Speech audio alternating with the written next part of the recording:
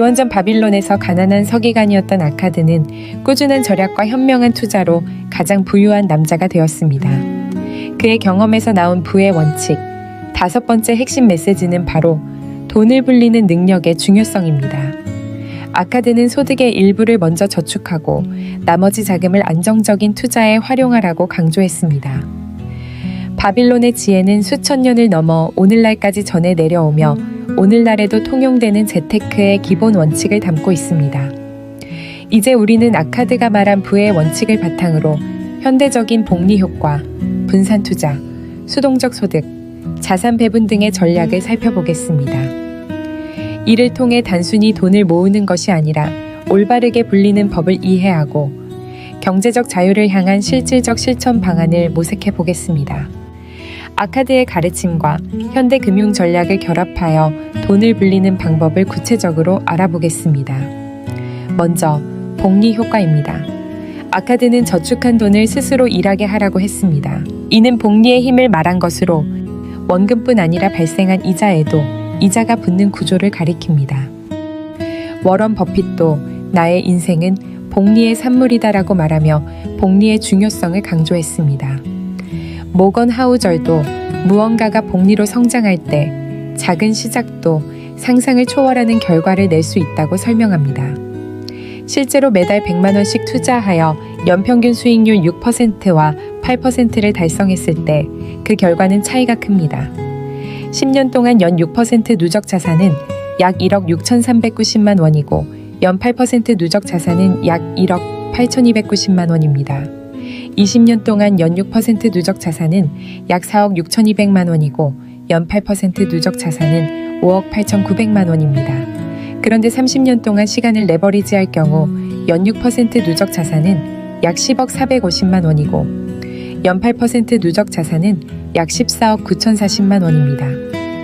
이 계산을 보면 장기 투자에서 수익률 2% 차이가 엄청난 격차를 만든다는 것을 알 수 있습니다. 여러분도 꾸준히 저축하고 투자한다면 시간의 힘으로 자산이 기하급수적으로 늘어나는 경험을 할 수 있습니다. 처음엔 눈에 띄지 않던 이 작은 이자가 수년 후엔 부를 쌓아준다는 사실을 기억해야 합니다. 복리는 우리의 가장 든든한 수익 동반자가 될 수 있습니다. 두 번째는 분산 투자입니다. 복리로 돈이 불어나도 위험한 한 가지만 몰빵하면 언제든 큰 타격을 입습니다. 워런 버핏은 분산 투자는 무지에 대한 보호라고 말했습니다. 이는 자신이 어떤 투자에 무지할 때 리스크를 줄이기 위해 분산해야 한다는 뜻입니다. 예를 들어 주식시장 하락기에만 투자한 사람은 큰 손실을 볼 수 있지만 채권, 금, 원자재 등 여러 자산에 나눠 투자하면 시장 변동에 대응할 수 있습니다. 레이 달리오의 올웨더 포트폴리오는 주식, 장기채, 단기채, 금, 원자재 등 다양한 자산에 고르게 투자하여 어떤 경제 상황에서도 안정 수익을 노립니다. 달리오에 따르면 주식, 채권, 금, 원자재 등 서로 다른 위험 보호 특성을 가진 자산을 함께 보유하면 리스크를 분산하고 수익을 최적화할 수 있다고 합니다. 자신이 가진 돈을 주식 한 종목에만 올인해 본 적이 있나요? 만약 그 주식이 급락한다면 어떻게 될까요? 여러 자산에 분산할 때 장기적으로 안정적인 수익을 추구할 수 있다는 점을 생각해야 합니다. 세 번째는 수동적 소득은 노동시간에 비례하지 않고 지속적으로 들어오는 수익을 말합니다. 인베스토피아에 따르면 수동적 소득이란 전통적인 직업이 아닌 다른 원천에서 발생하는 돈으로 많은 시간이나 노력이 거의 필요하지 않는 수입이라고 정의됩니다. 일반적인 월급이나 시급처럼 시간을 직접 돈과 교환하는 방식이 아니라 한번 만들어 놓으면 자동적으로 반복적으로 들어오는 소득으로 부동산 임대료, 주식 배당금, 온라인 강의 판매 수익 등이 수동적 소득에 해당합니다. 10년 전 랜섬웨어 같은 원리로 한번 만든 유튜브 콘텐츠가 지속해서 광고 수익을 준다거나 소액이라도 주식형 펀드나 우량주에 투자하여 매년 배당금을 받는 것을 떠올려 보세요. 최근 많은 전문가는 과거보다 온라인 강의, 전자책, 공유 경제 플랫폼 등을 활용한 부수입 기회가 더 많아졌다며 적극적으로 시도해 볼 것을 권장합니다. 여러분도 자신의 전문성을 활용하거나 소액 투자로 수동적 소득원을 마련할 수 있습니다. 이러한 소득원은 초기에는 시간과 자본 투자가 필요할 수 있지만 일단 자리를 잡으면 별도의 수고 없이도 꾸준히 수익을 안겨줍니다. 네 번째는 자산 배분입니다.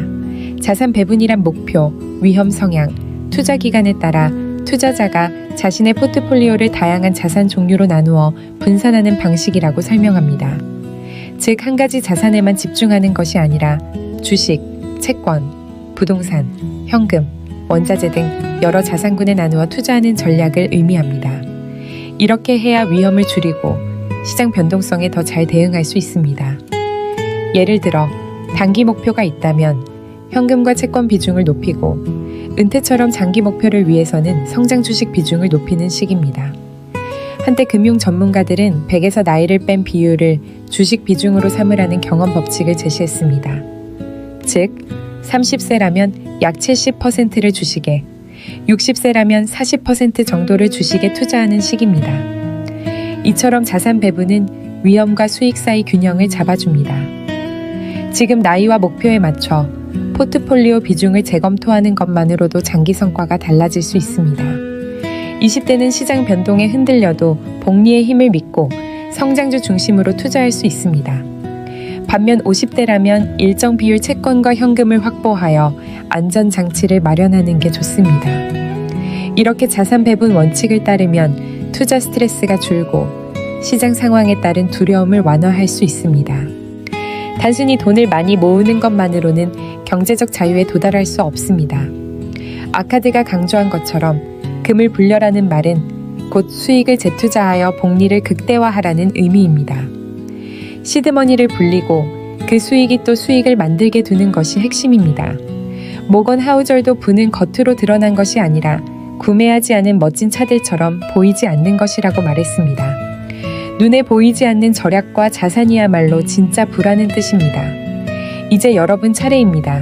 매달 일정 금액을 저축하고 투자하도록 자동화해보세요. 자신이 이해할 수 있는 투자처에 소액이라도 분산 투자해보는 건 어떨까요? 가능하면 배당주나 인덱스 펀드 같은 손쉬운 수단으로 수동적 소득을 만들어 보는 것도 좋을 것 같습니다. 오늘 내린 작은 실천이 10년, 20년 뒤 큰 재산으로 돌아올 수 있습니다. 불을 다지는 첫걸음을 지금 시작해보세요. 돈을 올바르게 불리는 방법을 배우고 실천할 때 경제적 자유는 더 이상 꿈이 아니라 여러분의 현실이 될 것입니다. 오늘 당신의 시간은 어디에 닿아 있나요? 다음 문장에서 다시 만나요.